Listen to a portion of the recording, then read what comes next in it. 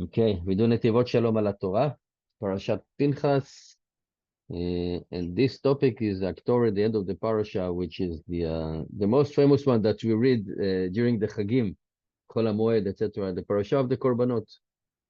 Right? ודבר השם אל משה לאמור, צר בני ישראל, Hashem is speaking to Moshe, commanding בני ישראל, and you tell them, my sacrifices, לחמי, לאישי, right, my bread, my sacrifices, with the לריח, קורבני לחמי לאישי, ריח נכוחי, תשמרו לקריב במועדו. So the sacrifices and the bread and everything that to do with the sacrifices, with the smell of the barbecue, you should keep and sacrifice on its time. So the Or HaChaim HaKadosh is asking a question. Why? This parsha of the korbanot of the sacrifices, the Torah writes after assigning Yeshua to be the leader.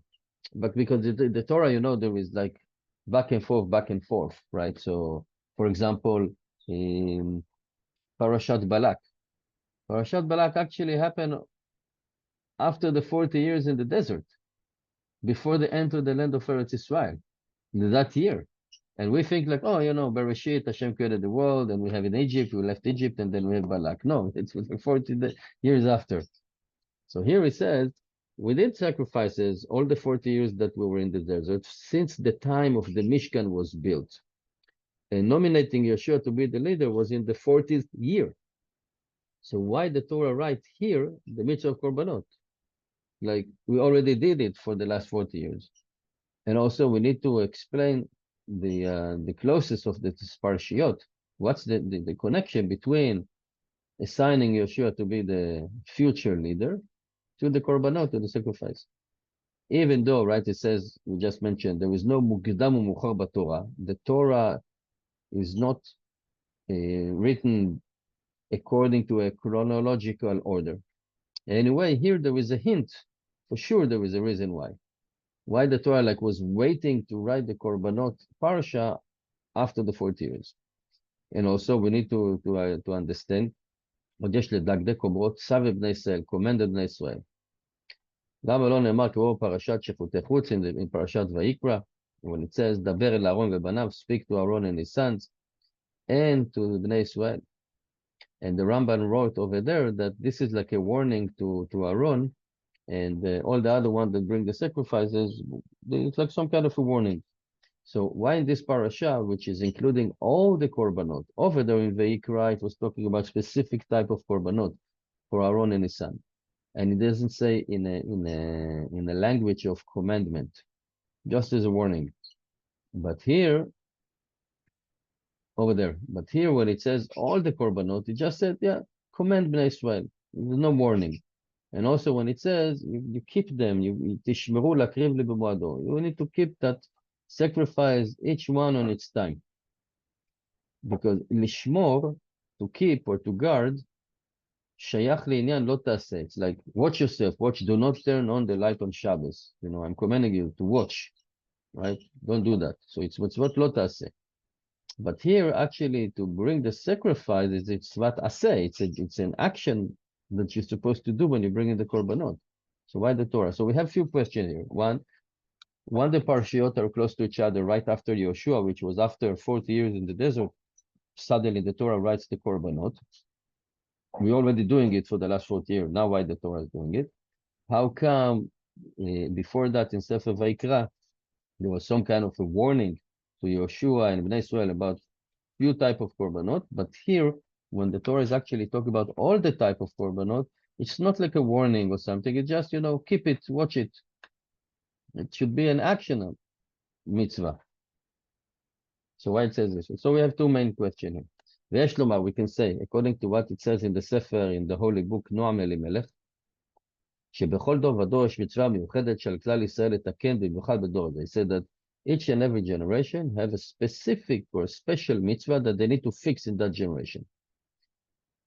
Of course, all the 630 mitzvot are applicable to all the generation, but each one have like one specific one that he needs to fix, that the Klal Israel needs to hold and to give their nefesh on it. And he wrote that, as an example, that in his generation, I think the Noam Elimelech, He lived around almost 400 years ago, I think. That's in the beginning of the Hasidut. They were the Talmidim of the Baal Shem Tov. So he said in their generation it was the tzitzit, and with that is also explained what it says. Noach ish tzaddik tamim berotav. That when the Torah said that Noach was a complete righteous person in his generation, which means that Noach, he held on and he was fixing the mitzvah of the special mitzvah of his generation, like he was the tzaddik. In his generation, everybody was the opposite. So he held on to that mitzvah of that generation. And he says, Ve'ine legabe doro. So for his generation, Arav HaKadosh, the holy rabbi, Ba'alano Elimelech, and he revealed to us that that mitzvah at the time, in his time, was the tzitzit. And he says that indeed in each and every generation, our righteous said, our sages said, from observing which mitzvah you have a siyata deshmaya miyuchedet, uklal Yisrael machzikim be'eter. He said like you need to observe, to watch which mitzvah you have like extra help from heaven, and the entire nation are holding it. It's a sign, it's a mark that this mitzvah is related specially for that generation. And according to that, we explain what it says in Masechet Avot. Right, it's in Masechet Avot, Shlosha dvarim ha'olam omed. Three things the world is standing: ala Torah, ועל העבודה ובית חסידים. Right, on the Torah and the avodah. So avodah is sacrifices, and today avodah is davening. ועל גמילות חסידים, to do kind things to others. So he said the mashmaut olam, the meaning that the world is standing on, which means the mitzvah, that special mitzvah that the whole world is depending on existence. The Torah, davening or sacrifices, and gmilut chasadim. And in each and every generation, there is one thing specifically from these three pillars that are related especially to that generation. And according to that, we can say that the generation of Moshe was the one that were accepted the Torah, right? They received the Torah. So their generation was the pillar of the Torah. It says, Dor Zaya, Dor Dea. It was like a very opinionated or a wise generation when they saw on the revelation on the Mount Sinai, revelation of the splitting of the sea, etc. As it says in the Zohar HaKadosh, Shemolam lo haya velo yeh kamo, said that type of generation that when they left Egypt saw all the revelation, that generation was never and will never be like the same. And that was from the strength, from the koach of Moshe Rabbeinu, which was, he was the midat da'at, and that's why he will be the last redeemer.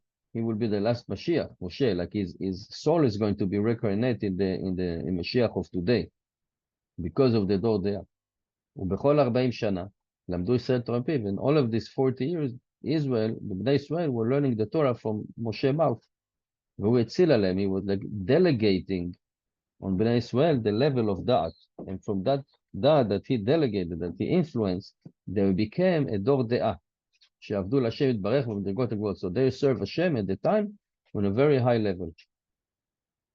And even the sins that we found in the Torah, right? Because the Torah was talking about Dor Midbar, whether if it was the sin of the golden calf and the mitonenim and the one who complained about the food, the one that talks about the man, the meraglim, etc.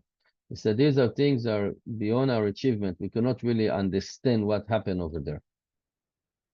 And our sages said that even from their sin, we learn it became part of the Torah.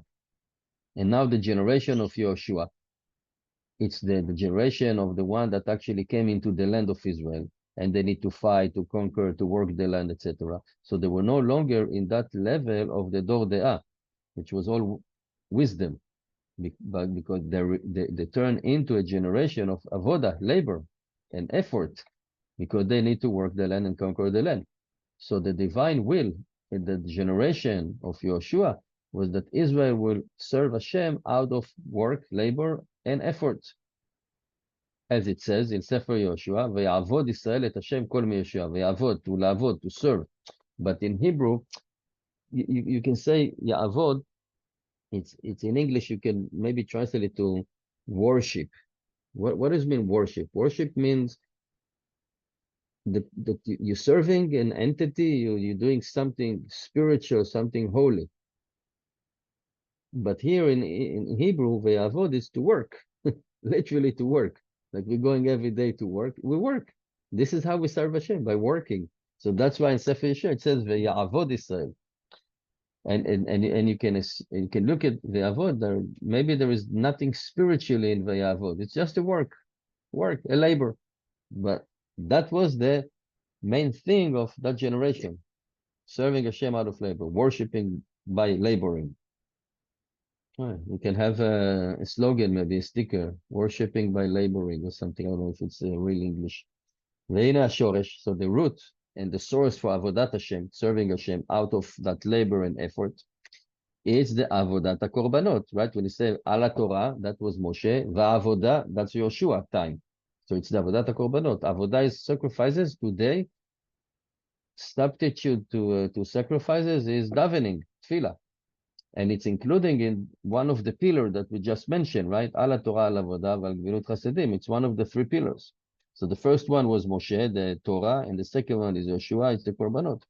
And he said that the avodat korbanot, the root is very high. It's like a high in heaven, and have the secret of the Torah that still are not revealed to us. And that's the shoresh, that's the root of avodat Hashem. And from it, you have branches for all the other type of serving Hashem and the work in the heart, right? Because mainly yes, we have few types of sacrifices, like thanking Hashem or bringing sacrifice for Pesach is what happened, but also there are sacrifices for an atonement. And the sacrifices for an atonement, if somebody did something, it's mainly in the heart, because the person needs to feel it in the heart that what they're doing to the sacrifice, they were supposed to do to him. And then emotionally, he will be wake up, he will do a tshuva and everything. So that's why the sacrifices have high secrets, and it's also avodah shebalev, because nobody knows. We bring a sacrifices, you think that maybe you're doing a tshuva, maybe you don't. Maybe you said, I don't care, I will sin tomorrow, I'm just bringing the sacrifice. Everybody see me bring a sacrifice, wow, they think I'm holy. And he's not, he's still rotten. So he says, from that, you have other branches. And also the other sacrifices, which is the musafim, the extra one, in the Yamim Tovim, right? In the Mu'adot, in the holidays. They are like in the context of the soul of the Yom Tov, that bringing the sacrifices with all the high attention, kavanot elionot, that are planted in them when a person brings the sacrifice, and that was the soul of that day of the Yom Tov. And it influences that strength of the avoda in the Klal Israel, right? That's why we have korbanot sibur. So some of the sacrifices individual brings, but there are sacrifices that have to be sacrificed on the altar, ben arba'im, right? Like before the sunset and after sunrise, constantly every day, right? There's a korbanot sibur, and they were influenced the Klal Israel. And with that, we have the parshiot, the smichut of the parshiot. Why we asked the first question was that why nominating or assigning Yeshua to be the leader is said before the korbanot, and why in the korbanot? So why is they're so close to each other? So with that, Hashem informed to Moshe that the generation of Yeshua, the generation that's going to enter the land of Israel, they now have a new avodah, new path in serving Hashem, which is the amuda avodah, the second pillar, which is serving Hashem out of labor and out of effort. And that path is rooted in the avodat korbanot. And therefore we have the lashon, and that's why we ask, why here there is the tzav, when the other one in Parashat Vayikra, there was just a warning. And here it's commanding, which is a tzivui klali, it's like a commandment to all the Klal Israel. That the purpose of that generation, or the tafkid, the assignment of that generation is avodah. וזהו גם עניין לשונות הנשגבים, also the divine word that Hashem was using, that we didn't find, korbani lachmi leishai, reach nifuchi. Like it's talking about my main sacrifices, which is like my bread, the fires, and the great smell. Because the nachat ruach, so it can be a great smell from the barbecue, or it can be reach nifuchi, like a good smell that Hashem metaphorically will smell, and he will be pleased with that. So he said, because the nachat ruach, pleasing Hashem from the korbanot and from the avoda, out of the effort, is more than the rest of the kiyum mitzvot. Because let's think about it. The dor de'ah, the generation that left Egypt, they have everything that they need to sustain themselves. The clothing were cleaned every night. They had the food. The clothing grew up with them. They didn't have any type of physical effort to make a living. They were all in learning, all spiritual. Now let's see these people keeping the spiritual level out of work, making a living, going to war, plowing, planting, harvesting, doing all of these mundane tasks of life. Now they're moving into the second phase. So, and that was more pleasing Hashem than just to be in a yeshiva all day when Hashem is providing you everything. And this is exactly what happened with Yaakov Avinu, right? When he flee because of Esav, and he was sleeping, and the whole world looked to him like a big wall, and Hashem is telling him, okay, you had good time in the yeshiva learning. Now you're going to see how it is in the real life. Welcome to the real life, right? It's the same thing like kids until they are in the parents' house. But when they became 19, 80, whatever, if they're going to the army, going to the college, suddenly they're starting to live their life. So you can tell them, welcome to the real life. Your parents now are not going to support you much. You're on your own now. Now we see how you manage it.